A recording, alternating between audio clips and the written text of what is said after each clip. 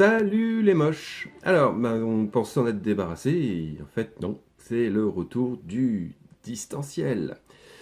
J'espère que vous allez bien. Alors tout d'abord, cette première vidéo s'adresse au troisième. Si tu n'es pas un troisième, tu t'en vas, tu vas faire autre chose de ta vie, ou tu attends la prochaine vidéo, c'est peut-être un petit sixième, et il y aura une petite vidéo pour toi après aussi.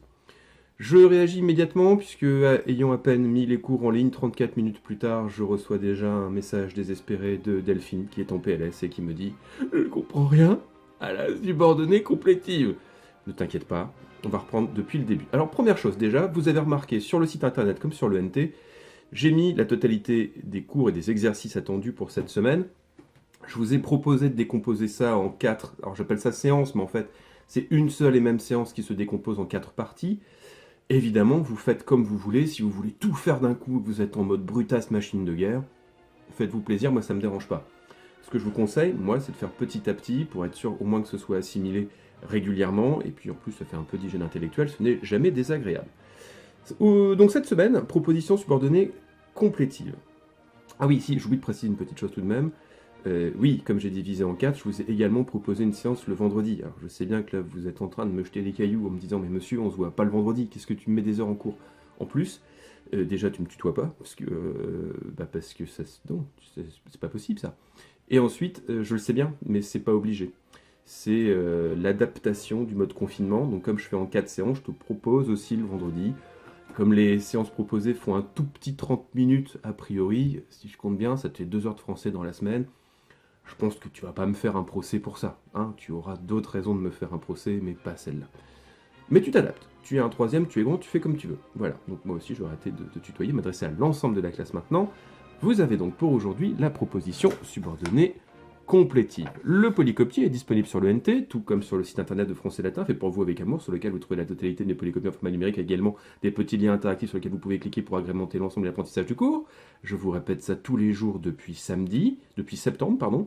Donc c'est pas du tout énervant quand je reçois un message de Baptiste qui me demande « Monsieur, j'ai pas le cours? Où est-ce que je le trouve, le cours ?» Sur le site internet de Français Latin, fait pour vous avec amour et tendresse, sur lequel je mets la totalité de mes polycopies en format numérique depuis septembre, Baptiste. Septembre. Bref. Donc,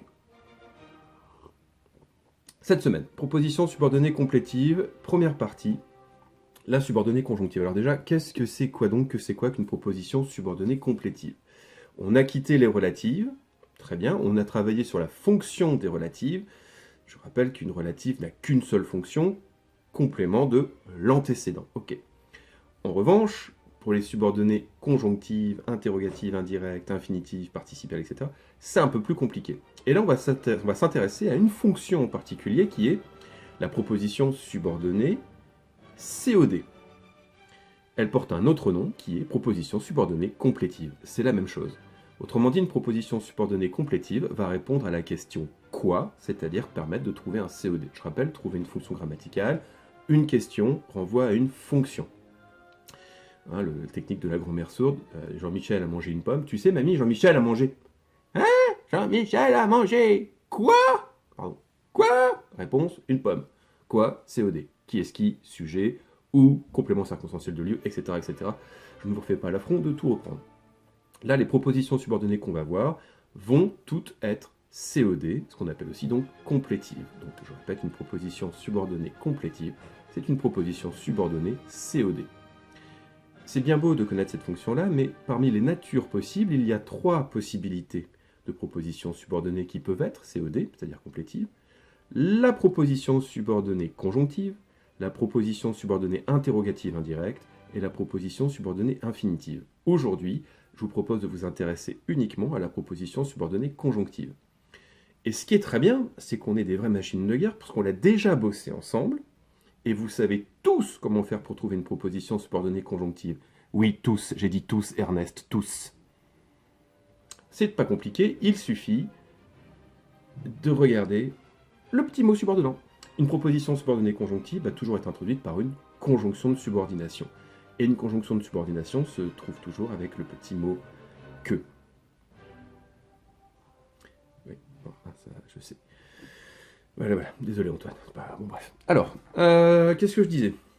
Proposition subordonnée conjonctive introduite par la conjonction de subordination que. Ah oui, parce qu'en plus, parmi les conjonctions de subordination, il n'y en a qu'une seule qui va m'intéresser ici, c'est vraiment uniquement le petit que. Il n'y a que cette conjonction de subordination qui peut permettre d'avoir la fonction CED.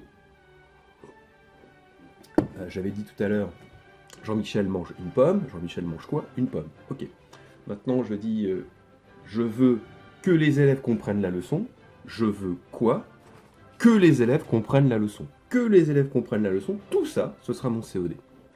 Et c'est introduit par que. On fait attention à un point de conjugaison qui relève de l'accord des verbes.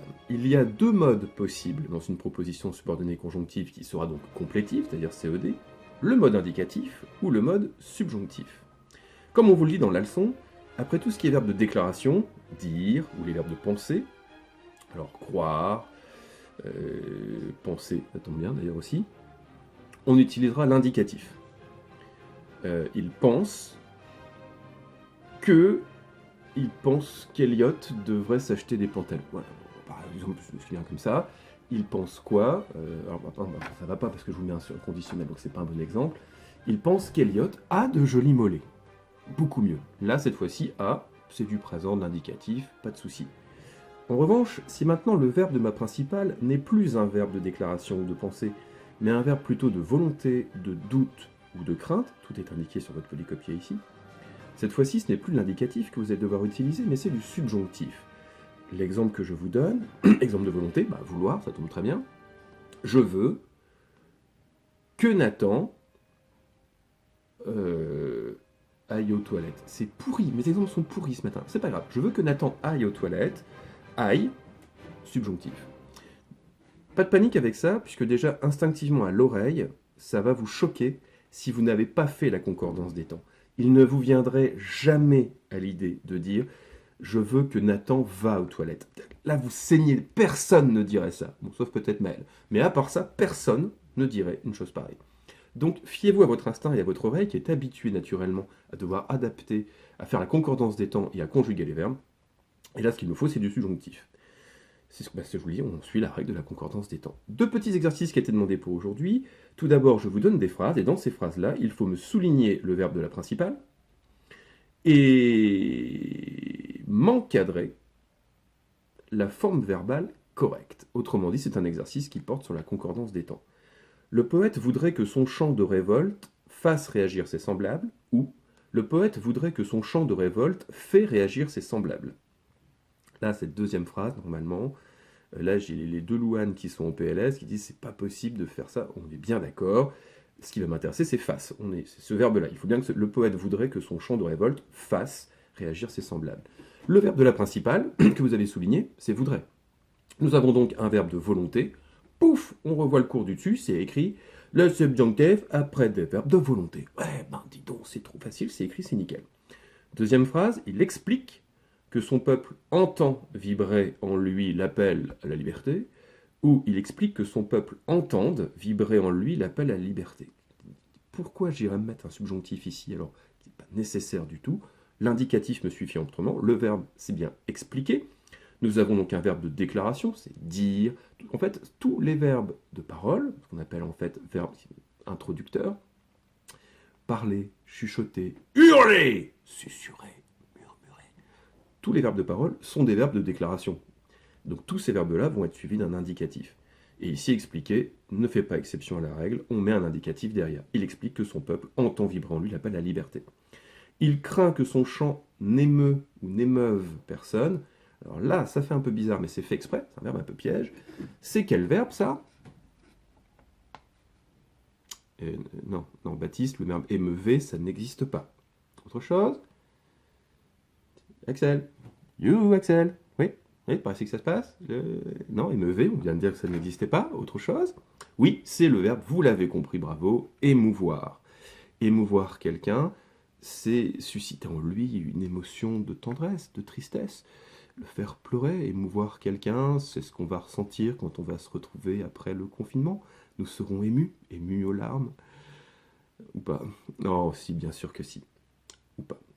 Donc, il craint que son chant n'émeuve personne, c'est un verbe de crainte, et comme c'est indiqué, il me faut un subjonctif derrière, donc pas de problème. Il craint que son chant n'émeuve personne. Penses-tu qu'il peut se faire entendre ou penses-tu qu'il puisse se faire entendre? Ha ha. Alors là, je fais appel à vous pour regarder avec subtilité ce petit encadré ici, où on a une espèce de petit Einstein qui est en train de nous parler et qui nous dit « Après des verbes de pensée employés dans une phrase interrogative ou négative, on a le choix entre l'indicatif et le subjonctif. » Eh bien, ça tombe bien, nous avons ici une phrase interrogative. Alors attention, pas une interrogative indirecte. Non, non, non, non. Là, c'est une interrogative pure souche, 100% interrogative. Inversion du sujet, point d'interrogation, on est dans le style direct. On a, enfin, en tout cas, c'est pas du indirect libre, mais c'est un autre problème. Nous avons une phrase interrogative. Penses-tu qu'il... Et là, on a le choix entre les deux. C'est pas fort, ça? Tranquille. On peut dire, penses-tu qu'il peut se faire entendre ou penses-tu qu'il puisse se faire entendre? On a le droit et à l'indicatif et au subjonctif. Boum, exercice 1, c'est réglé. On se concentre sur l'exercice numéro 2. Un peu plus délicat, qui nécessite un peu de gymnastique intellectuelle. Vous allez devoir cette fois-ci remplacer les groupes nominaux en gras par une proposition subordonnée conjonctive COD. Et comme on est dans le grand 1 sur les propositions subordonnées conjonctives, là c'est clair, c'est une complétive, on est d'accord, mais forcément proposition subordonnée conjonctive. Pas une interrogative indirecte, pas une... Non, conjonctive. Donc il va falloir une petite conjonction de coordination. Et la seule conjonction de coordination qui peut me permettre d'avoir un COD sur l'ensemble de la proposition, on l'a vu dans la leçon, c'est que. Donc il va falloir que je place des que dans mes phrases. Je peux dire ça? Je viens de le faire, on va dire que ça passe. Hein. Oui, alors je précise, le problème de ça, c'est que quand je vous ai en cours et que je dis des choses qui devraient m'envoyer en prison, j'ai une chance que personne ne le sache. Là, par contre, là, tout le monde va savoir que je vous dis des horreurs. Donc là, c'est peut-être définitivement la fin de ma carrière. Sachez que j'ai passé une excellente année avec vous. Hein. Allez, on enchaîne. Il souhaite le retour de la paix dans son pays. Il souhaite que la paix, alors, revienne dans son pays. Parce que le retour, il va me falloir que je fasse un verbe avec ça. Mais le verbe retourner, on ne peut pas avoir une paix qui retourne dans un pays. À moins qu'on me fasse une personnification. Figure de style qu'on maîtrise bien maintenant, mais on va faire beaucoup plus simple. On évite les styles un petit peu trop compliqués quand on ne vous demande pas de le faire. Ici, il souhaite que la paix revienne dans son pays. Ce sera bien plus joli que la paix retourne dans son pays. Deuxième phrase, ce poète croit au rétablissement de la liberté.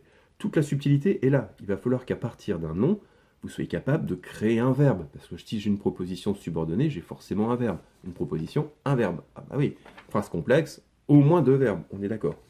Donc ce poète croit. Bah il croit quoi? Eh bien il croit que ce poète quoi? Que le rétablissement de la liberté est possible. C'est une possibilité. Ou il croit que la liberté sera rétablie. Ou il croit que la liberté peut être rétablie. Pas peut-être, hein, mais pas de tiret, là, si c'est bien le verbe, pouvoir, être. Ça fait déjà 3 possibilités, c'est déjà pas mal. Tant que vous avez réussi à avoir un verbe, ça fonctionne. Phrase numéro 3, je doute de leur volonté d'être tolérants. Je doute qu'ils veuillent être tolérants. Je doute que, là encore, COD, donc d'accord, mais la question que vous pourrez me poser, et que vous me dites d'ailleurs, c'est, mais monsieur, qu'ils veuillent, pourquoi vous l'avez mis au pluriel, le il? Mais regarde ta phrase, gros jambon, qu'est-ce qu'il y a au bout de tolérant? Bah, d'être tolérant, je t'ai mis un S.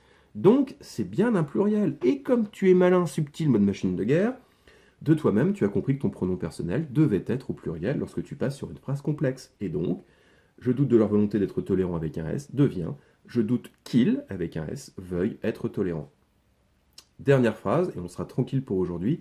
On a bien mérité encore un petit café. Non, pas vous, vous avez déjà le palpitant au taquet.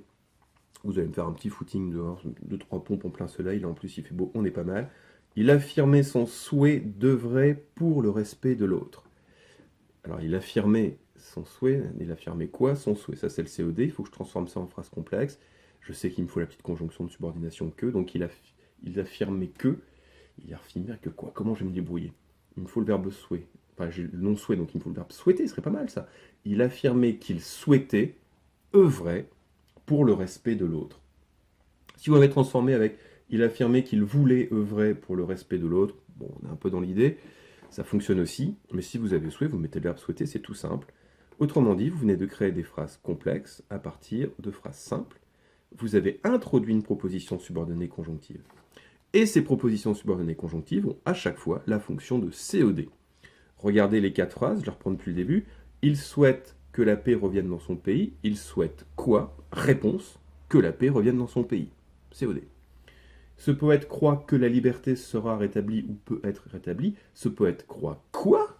Hein? Ce poète croit quoi? Réponse, que la liberté sera rétablie ou peut être rétablie. COD. Je doute qu'il veuille être tolérant. Je doute quoi?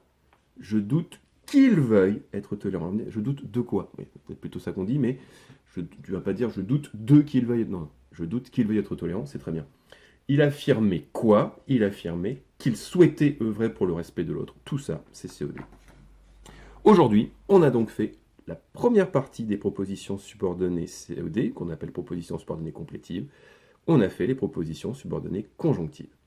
Il nous restera les propositions subordonnées interrogatives indirectes et les propositions subordonnées infinitives. Un petit exercice bilan à la fin brevet, et enfin je vous ai mis également directement, alors attendez d'avoir tout terminé avant de le faire, un petit quizzes. Je vous oblige à aller faire ce quizzes, même à vous voter, c'est pas le problème, parce que je veux que vous mettiez votre nom et prénom, et ça me permettra de savoir vendredi qui s'est connecté, qui j'ai perdu à tout jamais. Et j'espère que vous êtes tous là. Hein. Sur ce, je pense bien à vous, courage, résistance.